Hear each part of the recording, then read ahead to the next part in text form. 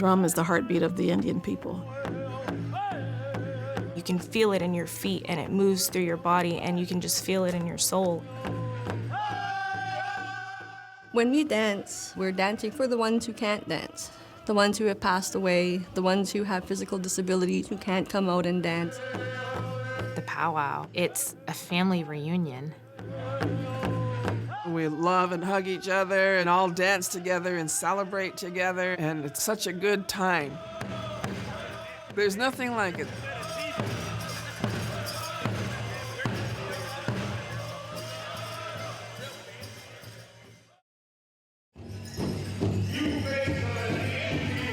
I've been living this way of life since I was 9 years old. I'm from Kentucky, Boone County, Kentucky. And my relatives are from the Rosebud Sioux Reservation up in South Dakota, Lakota people. A lot of the old ways were passed to me and taught to me. And they were told by my grandma, Nancy Whitehorse. And she was the one that brought us to powwow, and she explained what powwow was about how we dance and how we dress. A powwow is an American Indian gathering. It's a celebration of tradition and culture and spirituality. There's dancing, there's drums, there's opportunity to connect with your family, with your extended family, to meet new people. There's opportunity to eat, there's opportunity to shop, and we have all of that here at our powwow. We have a traditional powwow. We practice our language. We practice the way things have been done at powwow since they first began. The circle is very important in American Indian cultures. It represents unity and connections. The powwow itself is a reflection of that. The dance arena itself is a circle. The dancers are a circle. The drum is a circle. And then everyone else who's there is part of that circle as well. Because to come to a powwow, as soon as you're there, you are part of it. If you came to the powwow, you would see men and women wearing traditional regalia. Now, it's not a costume. A costume is when you put something on to pretend to be something else. But regalia, that's been passed down for generations and generations and generations. The powwow lets us see each other's people and our differences. We celebrate each other's differences, all the different tribes. I'm Eastern Shore native, but I wear a Plains regalia that was gifted to me after my tour to Iraq. I dance it to show respect for the gift. Coming here lets us show that we're still here, that we're not alone. The worst feeling in the whole wide world is to feel like you're left alone. A powwow lets us know that we're still strong, we're still here. You'll also be able to see us honor some people. We honor the elders.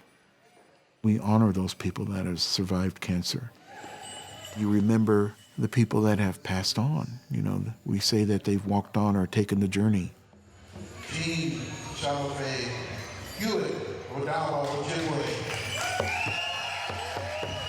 And we remember them, not with a moment of silence, but we really kind of make a lot of noise and celebrate that spirit, in that life. We honor our veterans. We honor our people that have put their lives on the line, people that have spilled their blood in other countries for this country. My name is Robin Bowen. I'm Assistant Wapton Dakota Sioux from the Lake Traverse Reservation of Sisseton, South Dakota. With this powwow, I'm the head veteran, which is unusual because normally there's not a woman head veteran. So this is really a big honor for me. We find other veterans and we line them up for grand entry and we bring in all the colors that represent all the different services of the military. I loved my time in the military and it was a family to me. So when I see that Army flag, it really touches my heart because I was under that flag. Just can't tell you what I feel in my heart for being able to do this.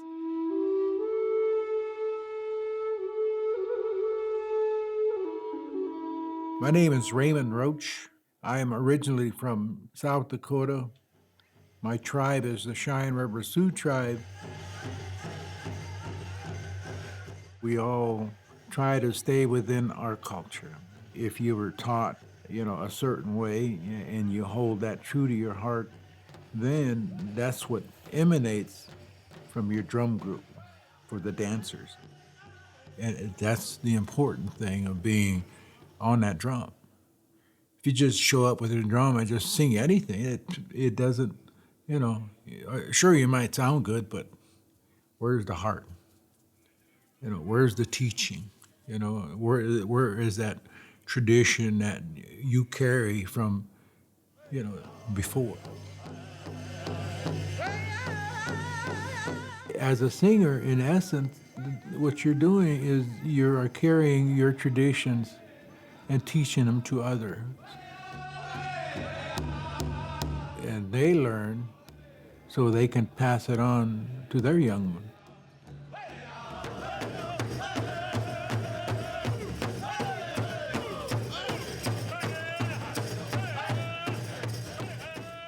In the songs, some are vocables, and the vocables came about because different people from different tribes came and sang at a drum, and they didn't all speak the same language.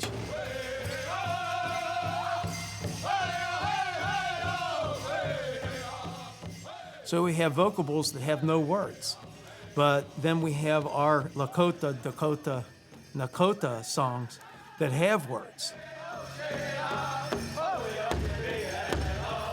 There's no competition. Who's a better singer? Who wants to sing this particular song? Or we're going to sing it this way.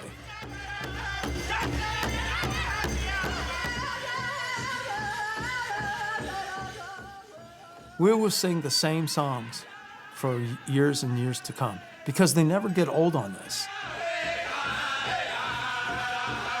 The drums sing so hard. They sing because it's part of who they are.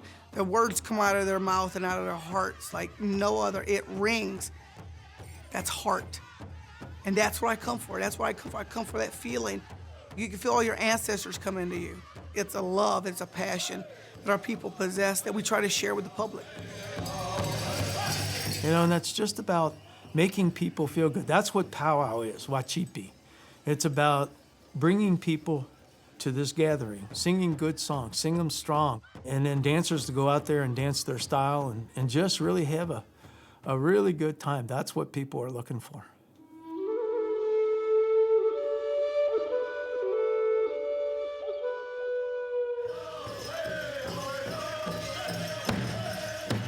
Dancing is very important in American Indian culture, and it always has been. In the 19th century, as American Indians were moved into reservation areas, the dancing was actually curtailed by the government. It was made illegal, and so it became a very, very powerful symbol of Native identity. It is an old saying that as long as we dance, we shall know who we are, and that's reflected in powwows today. Gimeon Migwan Stishnikas, Nirom Nasing Donstaba, Jibwain Dao. My name is Gimeon Migwans. I'm from Manitoulin Island, Ontario, in Canada, and I'm a Ojibwe. I grew up with the culture and the teachings and the traditions, but to me, I wasn't being taught these. It was just a way of life. Like, I would go with Grandma all the time, and we'd go collecting birch bark and collecting porcupines, and Grandma would tell me the traditions of laying down our tobacco and giving thanks and appreciating that the earth is giving us these gifts and that we have to appreciate that life that they're giving to us. I've been dancing for the last 25 years. Right now, I'm 31. I've been dancing since I could walk. Every step you take is a prayer when you're dancing. And when I'm dancing, sometimes the whole world disappears. It's just me and the drum, and I'm dancing, and there may be 200 people on that dance arena, but sometimes it feels like it's just me. It's just me and that drum and the creator. Sometimes I don't even plan my steps. My feet just take off, and I just out and I'm dancing. There's a lot of different stories behind each style of dance, and each style of dance represents a different teaching.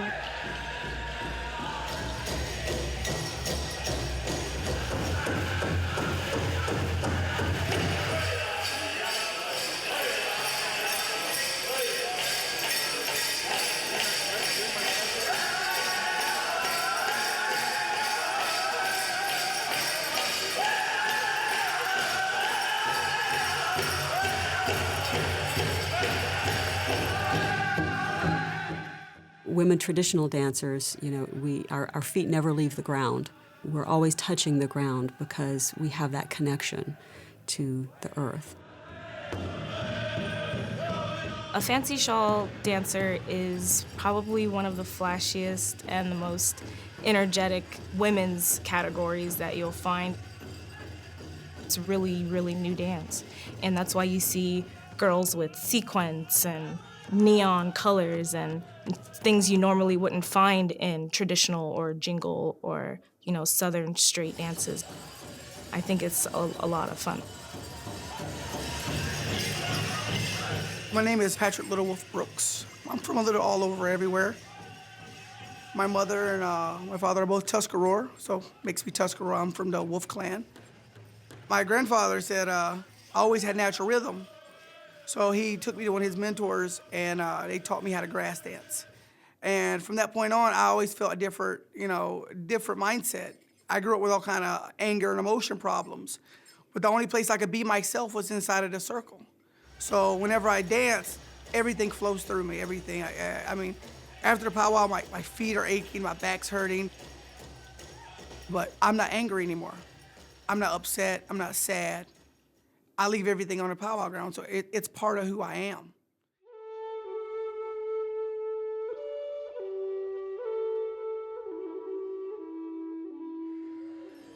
My wife and I moved here from Washington, D.C., and there's a large American Indian community there. And when we came to Penn State, we were a little bit worried about how our boys, would be able to learn about who they are, about our people. Victoria and I have been doing this for the last 11 years, and it's grown from just 25 dancers at the very beginning and a few thousand people to about 150 to 175 dancers from all over Indian country. And about 6,000 people come to the powwow every weekend that we have the powwow. And so there's all these opportunities to just talk and interact with people. And then you see Native people not just dressed in their regalia in the arena, but in street clothes, looking just like me and you right now today. And I think it's important to have powwows in places that there isn't a lot of Native population, because we have that cross-cultural exchange. What it's done here in State College, Pennsylvania, is that it's brought Native people into the community, which is there are only a few families here. And we've put these people into the classrooms, both in public schools and at Penn State. So kids from age 7 to graduate students, they're able to actually speak with American Indian people, actually talk and discuss and ask questions. And from that, they can only learn.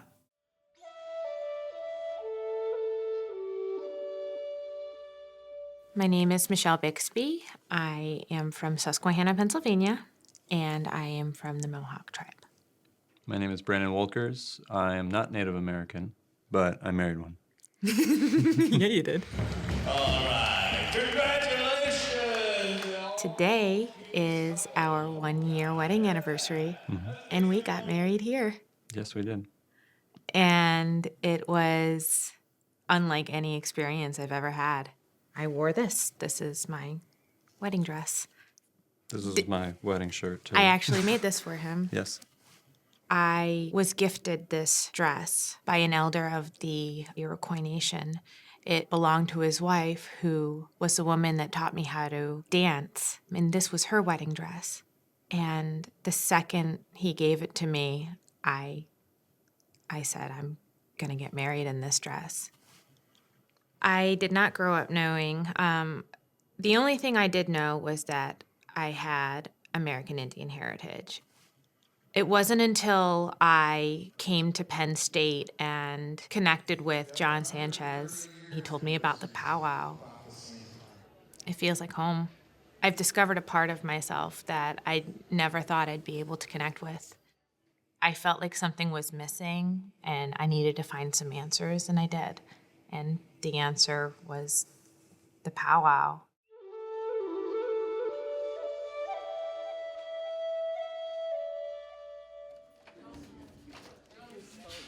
We have about 150 volunteers that come in every year.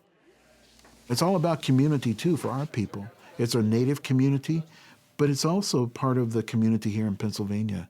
I came here on a scholarship because I'm Native American, and my minority dean introduced me to the powwow and told me it was a great way to try to meet other people from the community that were involved in trying to represent the Native American community, and so I wanted to get involved with that more.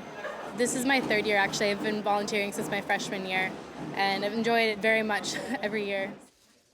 I've been volunteering at the powwow probably about the last 8 or 9 years now. I like being in the arena. I like seeing their regalia up close.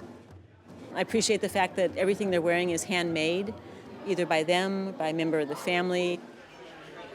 You'll also be able to experience some food. I mean, I think that's always the best part. Mike Zerby is Potawatomi, and he comes in and he makes some of the best fry bread that you would ever try. We have buffalo, and we have food that you don't get at any fast food place. It's really good food. We have a core group of people that have been doing it with us for years that we do a lot of the prep work. Fry bread is kind of one of those funny things. It's like the all-star Indian food, no matter what part of Indian country you go to. And everybody makes it differently. There's no set recipe to it. You know, every tribe, every person, everybody does things a little bit different.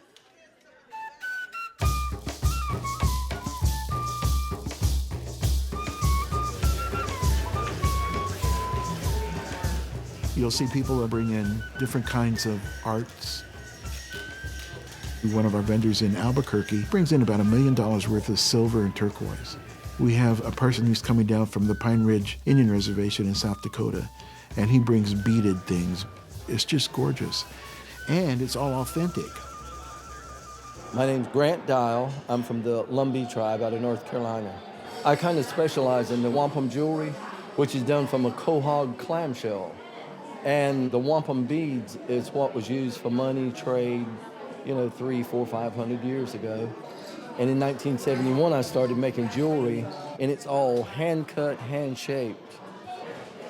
It educates the public on Indian culture, keeps the tradition of Indian art and Indian culture alive. The only thing left of that beautiful white fur coat was a white streak down its back. And till this day, nobody plays with Mr. Skunk. He plays all by himself, and he still smells terrible. End of tale. I'm Dolores Santa, known as Grandma Coyote. I'm 89, and I'm from two tribes. I'm Seneca Comanche. You always put the mother first. My mother was Seneca, my father Comanche. They met during World War I. He had a very nice tail. Well, my favorite story is how Possum lost his tail. He had such an ugly tail, now it's all pink and bold. And he was so proud of his furry tail and became very obnoxious. And because he was so vain about that beautiful tail, Creator never allowed him or any of his descendants to have a beautiful long furry tail. It's all pink and bold, and it's ugly. That's how Possum lost his tail. Did you like that? Every tribe had a variation. Maybe you hear the same story I'm telling, but with a different animal. Whoop-de-doo, he lands. It's just lessons in humility and how to behave in the community. Good manners. I teach because it's important to keep the legends going.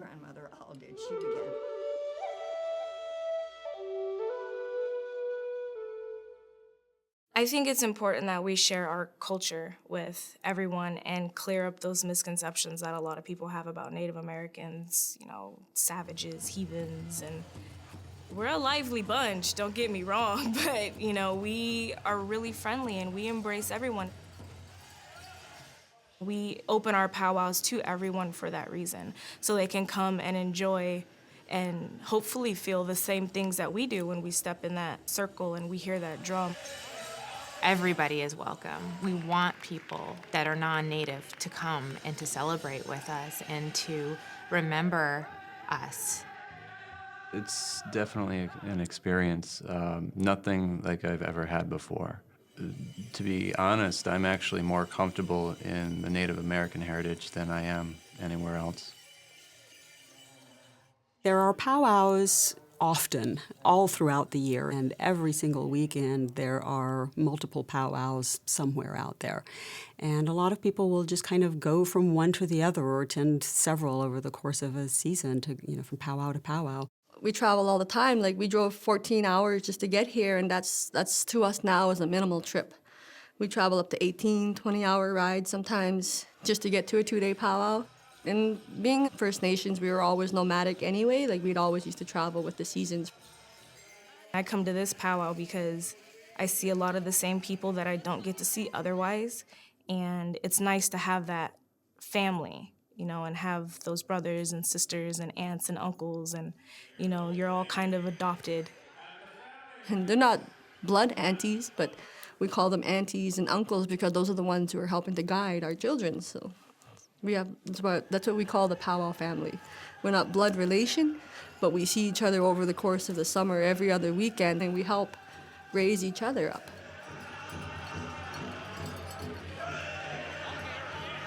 Our children start in the powwow circle as soon as they're born. We got a few out there that are a couple months old. And mine all started about 2.5 when they were walking good and, able to balance themselves good. Now my grandchildren, I'm bringing. Everybody looks out for everybody else's child. And they all give advice to the children. And this is how they learn. Everybody shares. And that's what's been neat about coming back year after year is you see the families, you see the new babies, the young children growing up, and it's very special when they have a new baby and they take the baby out into the dance arena, and then the baby becomes part of the family of this powwow. So it is really, really special to see the same people coming back every year. I've been coming here for about 5 years. When you get good vibes at a powwow, you go back. As soon as you walk on the grounds, you know, if you're open, you'll feel it. The friendship here, the camaraderie, everything is just wonderful. And this being the last one that John's putting on makes us pretty sad. It's the expression is ichan te sicha. It makes our heart sad. This is the last powwow here. And for 11 years now, I've been saving all that money that you've been spending on fry bread. What I was able to do was to start a scholarship here at Penn State University for children like these, your children, your grandchildren, or maybe you, to come to school here. Historically, there are not a lot of American Indian people in college. One of the reasons is because of the lack of financial aid. It would actually give them an opportunity, to get an education, a college education at one of the best universities in the country. And that's made possible by the powwow and Penn State University. As long as Penn State exists, the scholarship will exist. And no matter who the student is who receives the scholarship each year, the scholarship is named after the powwow. It's the New Faces of an Ancient People scholarship. So the powwow will live on in that legacy.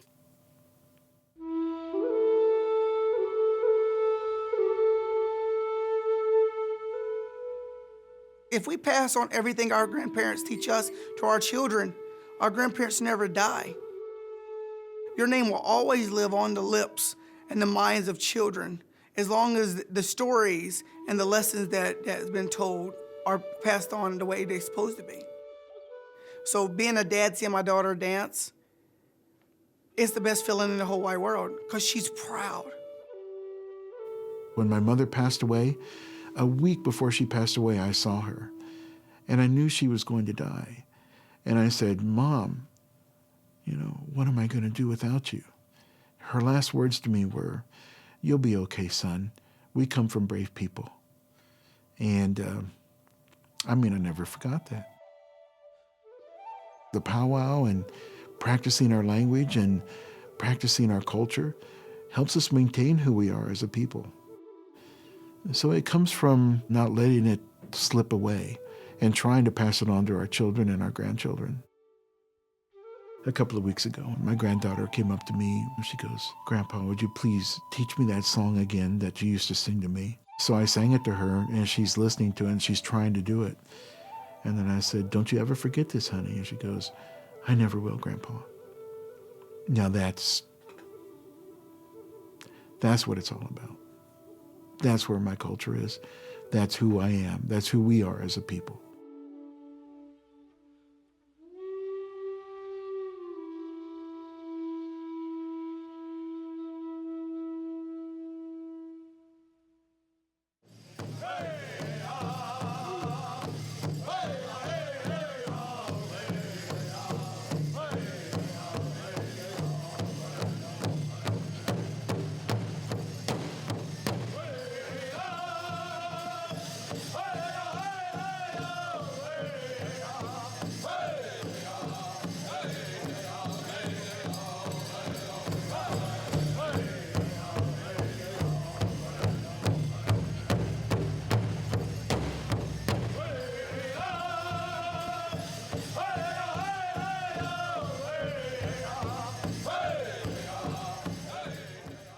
Support for this program was provided by Penn State's Office of the Vice Provost for Educational Equity and by the members of WPSU.